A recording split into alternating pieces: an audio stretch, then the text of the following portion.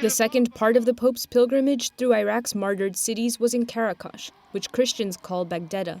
It's home to the country's largest Christian community.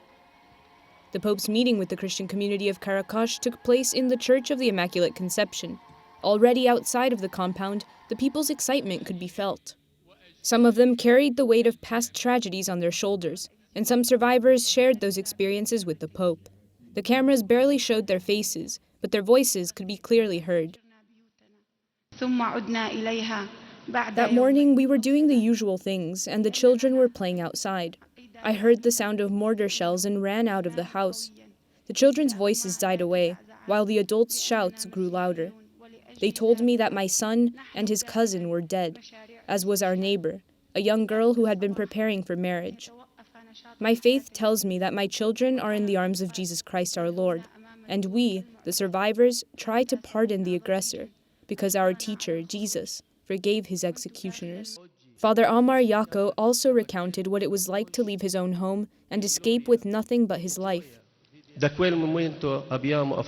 have faced a very difficult trial, to live dispersed in the streets, squares, and public parks, without shelter or food. We don't have enough time now to explain everything we experienced in 3 years as displaced people. But those 3 years during which we lived as refugees were not cursed years. Rather, they were years blessed by the Lord. Pope Francis listened attentively to them. He was struck by their stories. Una cosa che ha detto la signora Doa mi ha commosso. Ha detto che il perdono è necessario da parte di coloro che sono sopravvissuti agli attacchi terroristici. Perdono. Questa è una parola chiave.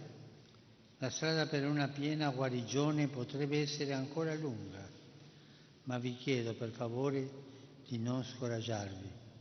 The Church of the Immaculate Conception, where this meeting was held, was used as a firing range by fundamentalists.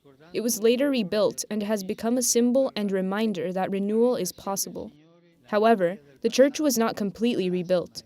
They didn't rebuild the area with the saint statues terrorists used for target practice. They left it untouched, so that the walls riddled with bullet holes could stand as a silent witness of the event and as a sign that Christians forgive their attackers. During the meeting, the Patriarch of Antioch for Syrian Catholics wanted to call attention to the organizations that helped with the reconstruction.